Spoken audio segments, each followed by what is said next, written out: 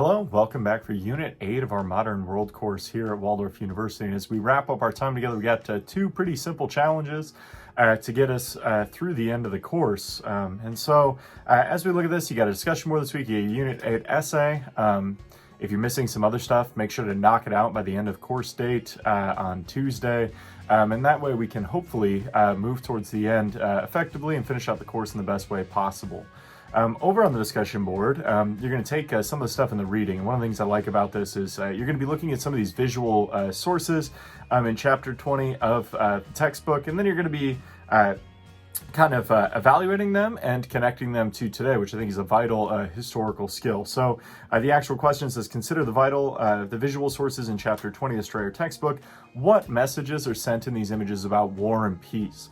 And I think that'll be pretty clear as you take a look at these. I know we're off to a good start on the discussion board already. So as you take a look at that, be thinking about both those things. I think this is one of the great opportunities to take some physical evidence, these kind of cultural objects and paintings and images, and then bring in your unique personal perspective, both to evaluate them in the time period. And the second part of the question is, how can these posters and paintings be compared to such materials talking about war and peace in our own time? And so you have a great opportunity to maybe do some of that outside research we've been talking about, maybe find something that is representative of a similar theme, or create some contrast with what you're looking at. Just make sure you're putting your best foot forward there, closing out the week strong, getting that initial post in by Saturday night, responding to a classmate by Tuesday, and making sure you're knocking out that last thing. All right, so finally, you're going to look at change, comparison, connection in your Unit 8 essay, where, again, you're going to have to get into the textbook, take a look at the second thoughts textbook, 908 and page 909, and I want you to answer big picture question number 5. And so what that has is looking back at what ways were the major phenomenon of the first half of the 20th century, which are things like the World Wars, the Great Depression, fascism, the Holocaust, the emergence of the United States as a global power rooted in earlier times. So if we think about like the United States as a global power, the United States goes from a colony in the 1770s of the most powerful nation of the world.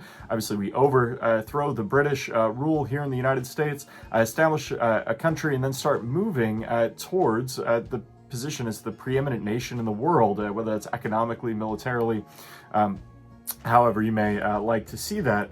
And I think we can look at developments that are taking place across the 1800s that link into a lot of the different themes we've talked about in the course.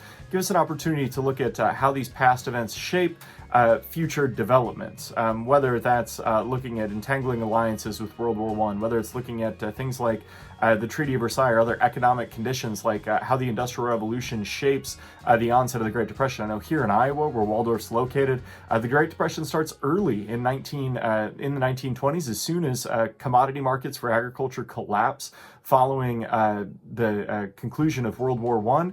I mean, a lot of that doesn't just tie into things that are happening at that exact moment. It ties into technologies, especially steam power that's being applied to agriculture, and the development of railroads and other things in the Industrial Revolution. So it should be easy to look at. This has got to be 2 pages in length. Follow the APA guidelines, all that stuff you should be pros at by now, and I'm seeing a good job with. If you do have other questions, make sure you're reaching out. Otherwise, just do your best to finish out the course strong.